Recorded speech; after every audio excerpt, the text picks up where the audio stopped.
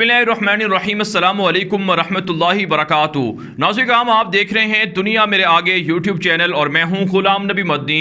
आज 12 मई 2021 है और आज दिन है बुध का। नाज़रीन करम, इस वीडियो के अंदर मस्जिद अक़सा, फ़लस्तीन और गज़ा की ताज़ा तरीन सूरत हाल आपके सामने रखने जा रहे हैं।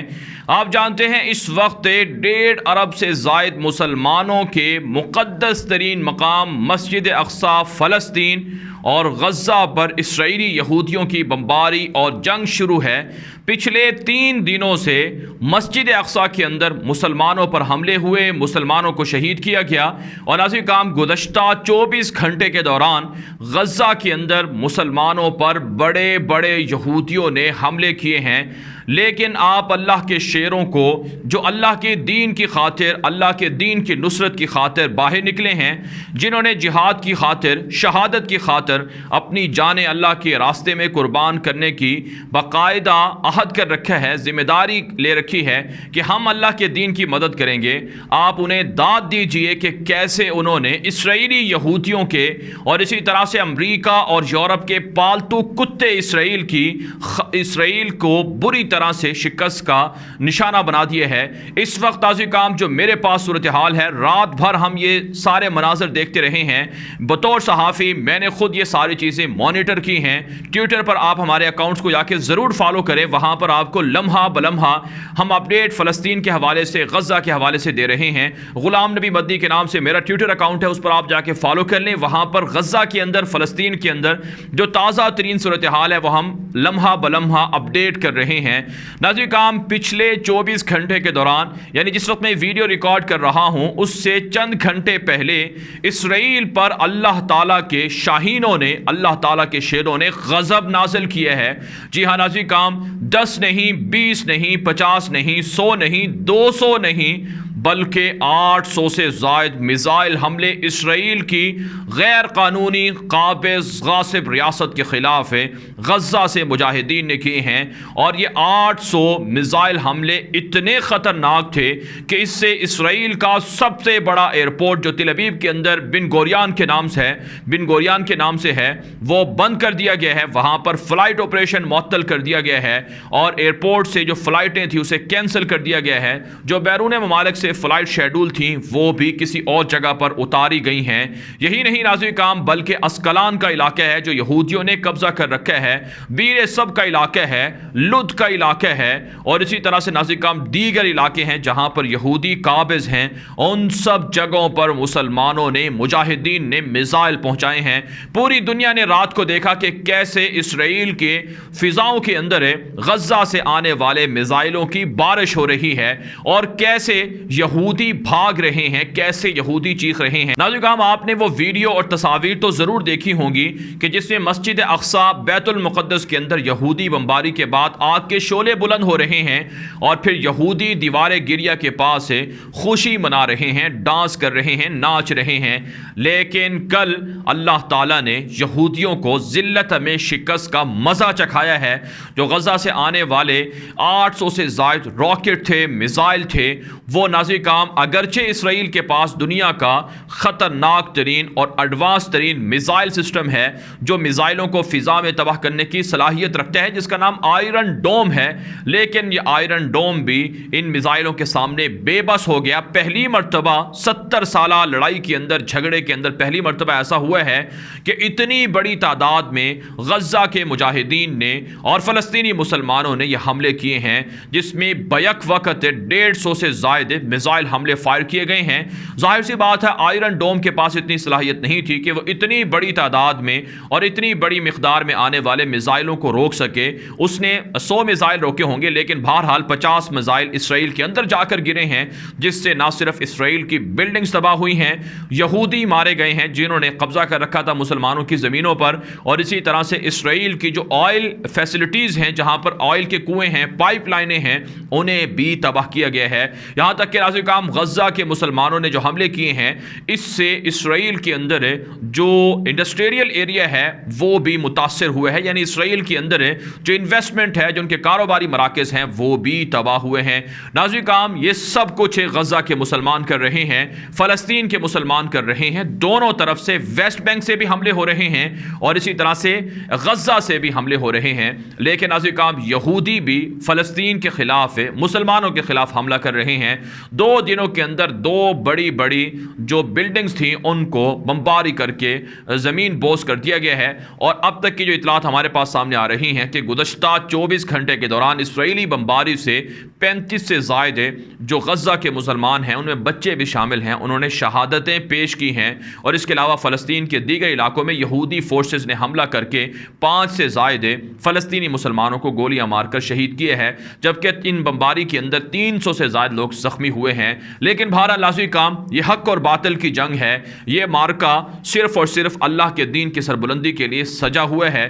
اس میں شہادتیں پیش بھی کرنا ہوں گی، اس میں جانیں قربان بھی کرنا ہوں گی، لیکن یہ ہمارے لیے مایوسی کی بات نہیں ہے بلکہ شہادت مومن کے لیے ایک فخر کی بات ہے اور یہ ایک اعزاز کی بات ہے، اور رسول اکرم صلی اللہ علیہ وسلم کی واضح فرامین اور احادیث موجود ہیں کہ آپ صلی اللہ علیہ وسلم نے فرمایا کہ میں میدان جنگ میں جاؤں اور میں شہید ہو جاؤں، پھر زندہ کیا جاؤں، پھر شہید ہو جاؤں۔ شہادت کی تمنا ہر مومن کی خواہش بھی ہے، ہر مومن کی خواب بھی ہے، آرزو بھی ہے، اور یہی اسلام کا طرز عمل بھی ہے۔ اس لیے فلسطینی مسلمان شہادتوں سے گھبرانے والے نہیں ہیں، جانیں جو دی گئی ہیں وہ رائگاں نہیں جانی چاہیے، ان کا جو خون بہایا گیا ہے یہ خون رائگاں نہیں ہونا چاہیے، اس کا ثمرہ اور نتیجہ نکلنا چاہیے۔ اس وقت صورتحال یہ ہے کہ اسرائیلی وزیر اعظم نیتن یاہو کو بچانے کے لیے امریکہ بدماش بھی میدان میں آ گیا ہے۔ امریکہ کے وزیر خارجہ انٹونی بلنکن نے گابی اشکنازی جو اسرائیل کے وزیر خارجہ ہیں ان سے فون پر بات چیت کی ہے۔ جو بائیڈن نے بھی کہا ہے کہ اسرائیل کے دفاع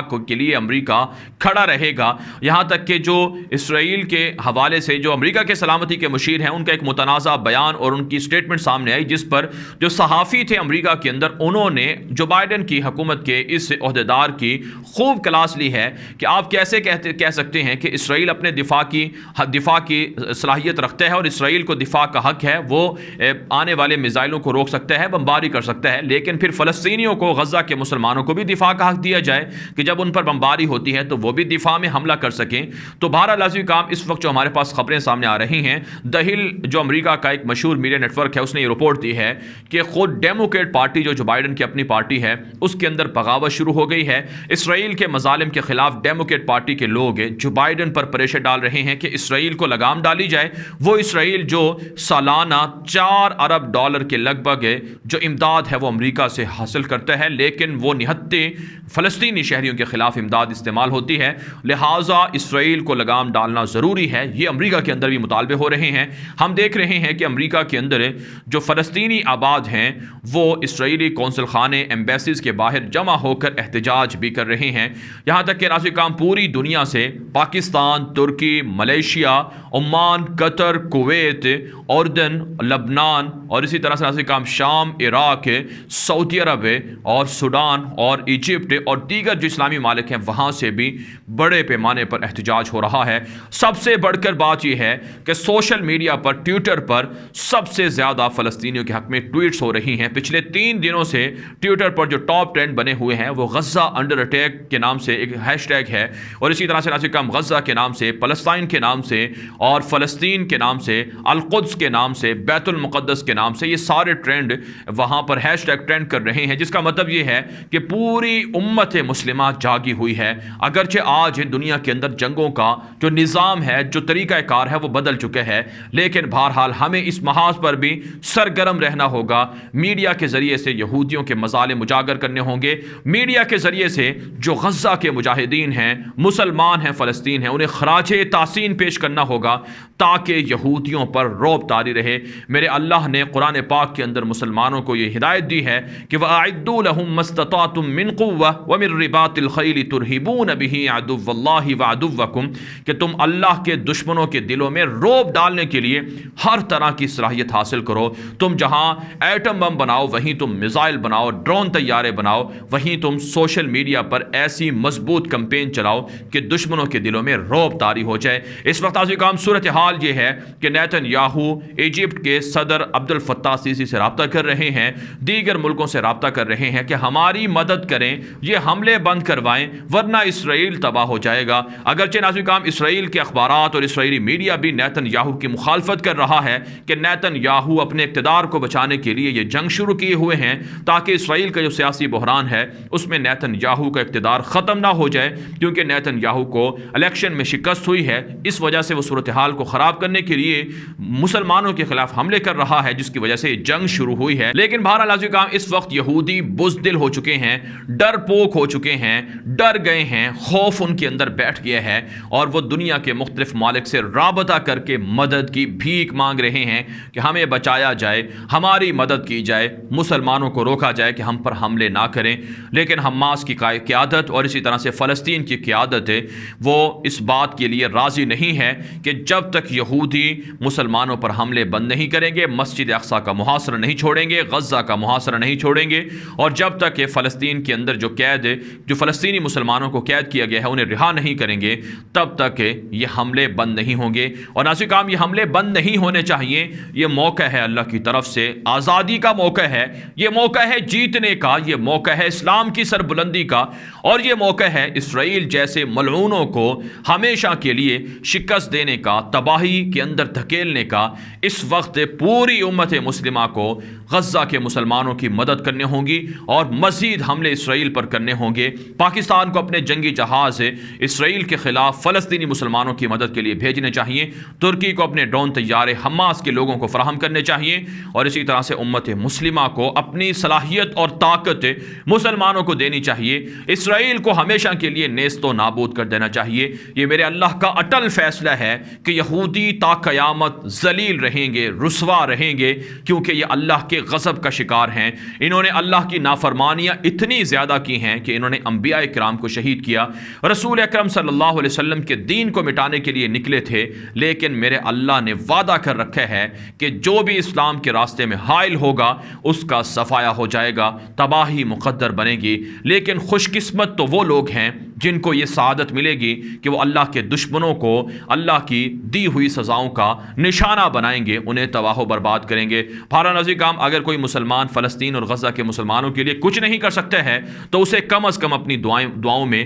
مسلمانوں کو ضرور یاد رکھنا چاہیے، ان کی فتح، ان کی نصرت کے لیے اللہ سے مانگنا چاہیے، اللہ کے سامنے فلسطینی مسلمانوں کی عافیت کی بھی دعا کرنی چاہیے، اور جتنا ہو سکے اپنا کردار ادا کرنا چاہیے۔ بھارا نظیر کام اس ویڈیو کے حوالے سے آپ کی کیا رائے ہے؟ اپنی رائے کامنٹ کے ذریعے سے ضرور ہم تک پہنچائیں۔ مزید خبروں کے لیے آپ ہمارے ٹویٹر اکاؤنٹس دنیا میرے آگے غلام نبی مدنی اور ہمارے نئے فیس بک پیج غلام نبی مدنی کو فالو کر لیں۔ آج کے لیے اتنا ہی، اجازت دیجیے، اللہ حافظ۔